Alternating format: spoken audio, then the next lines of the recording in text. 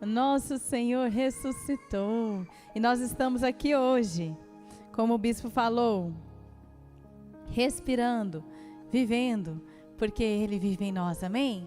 E no livro de Lucas, capítulo 24, versículo 1, eu quero começar lendo esse trecho com você. O Senhor Jesus, Ele nasceu, Ele aceitou a missão, mas a missão só foi cumprida quando Ele se entregou, sem pecado, sem mácula, fez a vontade do Pai e ressuscitou e nos salvou. E quantas vezes eu penso, meu Deus, a nossa última esperança, imagina, Jesus viveu 33 anos nessa terra sem pecar, sem desviar da vontade do Pai, com o propósito mais difícil que qualquer pessoa aqui já passou. Se Ele tivesse dado um desviãozinho, vamos dizer, a gente estava perdido para sempre, porque não tinha outro perfeito como Ele.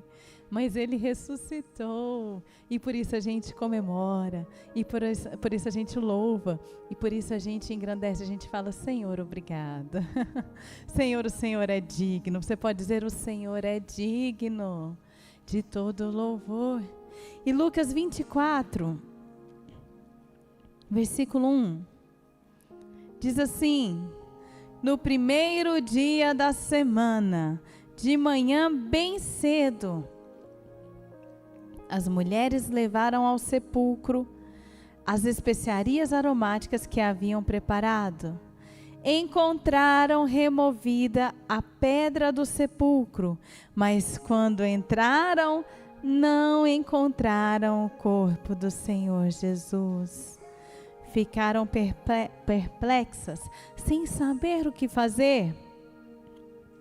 De repente, 2 homens com roupas que brilhavam como a luz do sol colocaram-se ao lado delas. Amedrontadas, as mulheres baixaram o rosto para o chão. E os homens lhes disseram: por que vocês estão procurando entre os mortos aquele que vive? Aquelas mulheres, elas sabiam que Jesus ressuscitaria. Elas já tinham ouvido Ele falar isso, mas elas não estavam apercebidas. E elas ainda estavam procurando entre os mortos. Mas elas ouviram, Ele vive.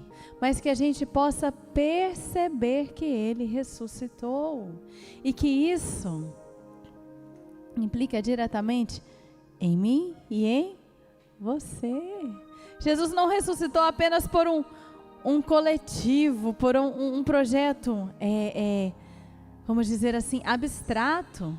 Ele ressuscitou por você, para que a sua vida tivesse sentido, para que você fosse completo, para que você fosse feliz. Jesus ressuscitou por você, não é verdade? Eu imagino, quem aqui é pai, mãe, e quem não é também vai entender. Se você tem mais de um filho, você quer a felicidade de cada um deles? Ou você pensa assim, não, no geral, na média, mais ou menos tá bom. Não existe isso. Você vai procurar saber como está um e como está o outro. E se você precisar pagar um preço por um, você vai dizer, não, só vou pagar se os 2 precisarem. Se só um precisar, eu não vou pagar. Você diria isso? Não. Você iria por aquele filho, mesmo que só um precisasse. Jesus ressuscitou e Ele se importa conosco, com você. E que nós possamos perceber isso nesse domingo. Que seja um domingo diferente e uma jornada diferente. E aí eu quero ver com você lá no livro de João, capítulo 14, versículo 8. Quantas vezes nós passamos por isso, como Filipe passou. João 14, versículo 8. Aqui, voltando um pouquinho na história, Jesus ainda não tinha sido crucificado, mas Ele estava quase cumprindo esse propósito de entrega. E aí João 14, versículo 8 diz assim: disse Filipe, que era um dos 12 discípulos que andavam com Jesus: Senhor, mostra-nos o Pai, e isso nos basta. Jesus respondeu: você não me conhece, Filipe, mesmo depois de eu ter estado com vocês durante tanto tempo? Quem me vê, vê o Pai. Como você pode dizer, mostra-nos o Pai? Filipe estava ali esperando, algo grandioso queria acontecer, mas já estava ali do lado dele. Ele sabia, mas ele não percebia. Que a gente não só saiba, mas que a gente perceba, que a gente possa ter os olhos abertos pelo Senhor Jesus. Ele está conosco, Ele está fazendo algo grande. E aí eu quero encerrar compartilhando um pouco, aprendendo um pouco com um trecho, novamente lá em Lucas capítulo 24, mas agora lá no versículo 13, desses 2 discípulos, que nós possamos perceber como eles, a grandiosidade da ressurreição de Jesus. Lucas 24, 13. Aqui está um pouquinho mais adiante do que nós lemos no início. Jesus já havia ressuscitado. E aí, falando dos discípulos de Jesus, o versículo diz assim: naquele mesmo dia, 2 deles, que eram 2 dos discípulos, não era dos 12, mas eram dos discípulos de Jesus, estavam indo para um povoado chamado Emaús, a 11 quilômetros de Jerusalém. No caminho, conversavam a respeito de tudo o que havia acontecido, que era a crucificação. Enquanto conversavam e discutiam, o próprio Jesus se aproximou e começou a caminhar com eles. Mas os olhos deles foram impedidos de reconhecê-lo. E aí a gente vai lendo a história. Interessante, o Senhor Jesus tinha dito para os seus discípulos: depois que eu morrer, eu vou ressuscitar. E vocês vão me esperar onde, hein? Jerusalém. Mas eles estavam indo para outro rumo. E eles estavam ali desapercebidos. E a vida deles não estava indo para onde o Senhor Jesus tinha ordenado. Eles tinham desviado. Vamos dizer, tinham pecado? Não, a Bíblia diz que eles eram discípulos, eles continuavam falando de Jesus ali, eles estavam tristes com a crucificação de Jesus, mas eles não estavam indo para a plenitude da ressurreição de Jesus. Estavam ali, olha só, um povoado a 11 quilômetros de Jerusalém. É longe 11 quilômetros? Não, é pertinho, mas não era Jerusalém.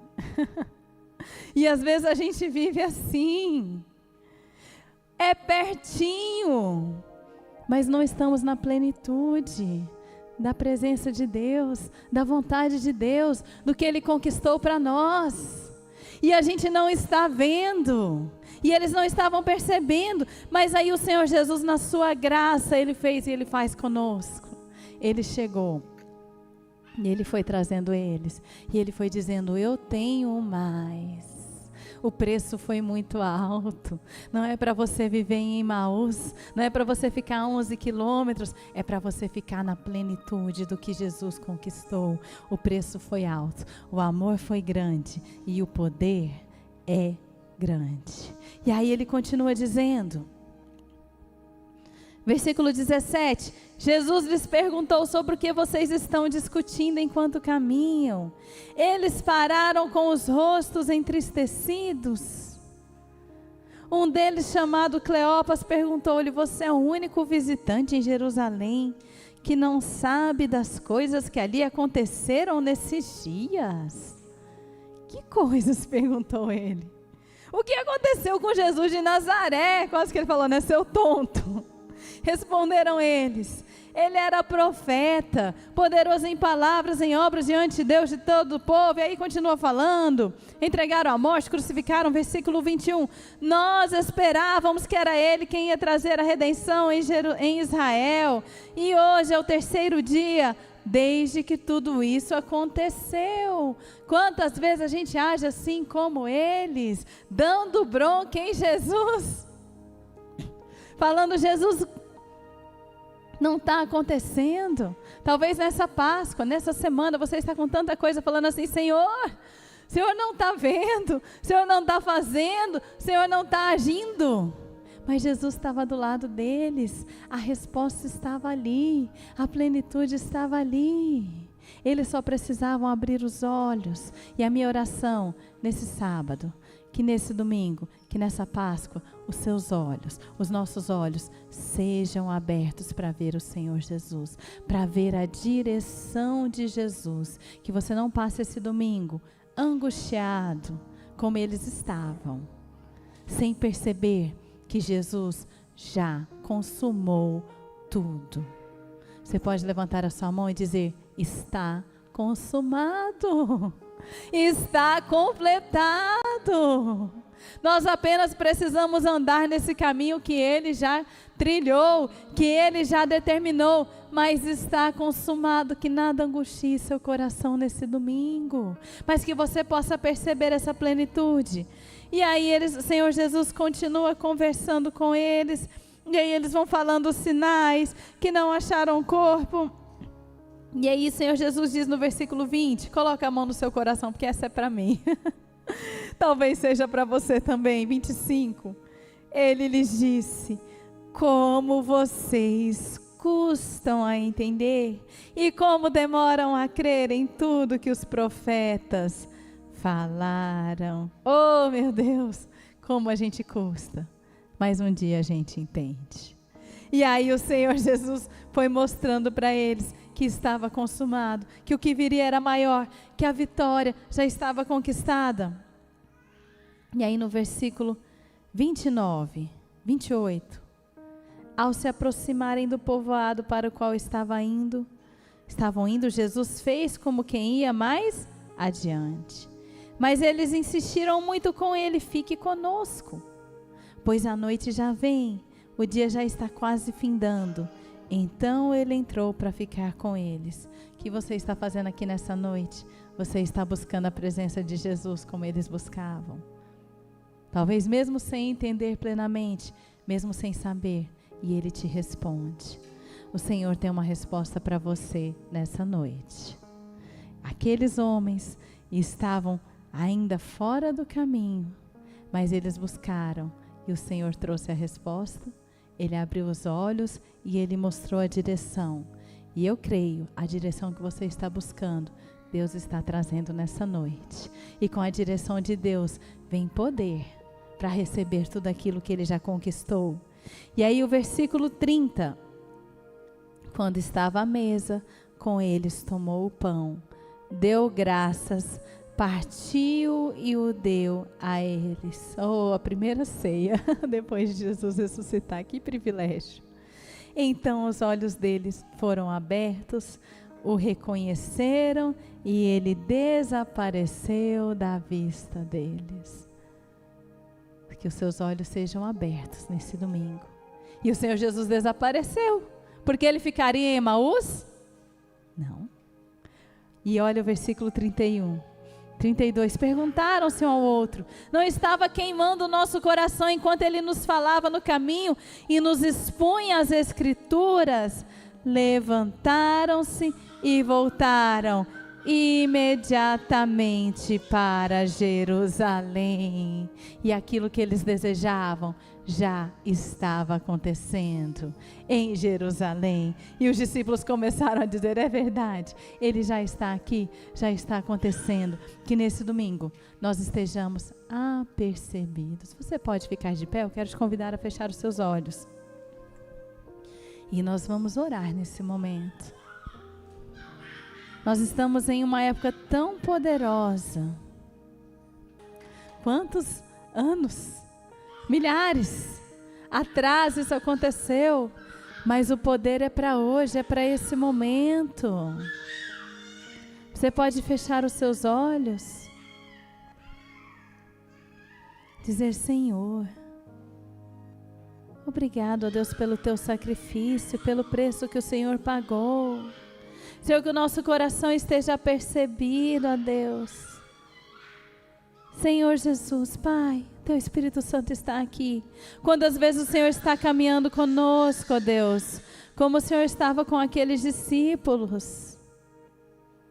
Pai, mas nós não percebemos, Senhor, que nós possamos perceber nesse momento, Senhor, essa presença grandiosa, nós possamos glorificar o Teu nome, Senhor, e nós declaramos em nome de Jesus, Pai, que nós estaremos em Jerusalém, nós estaremos onde o Senhor separou para nós, e nós vamos viver a plenitude do que o Senhor conquistou, glorificar o Teu nome.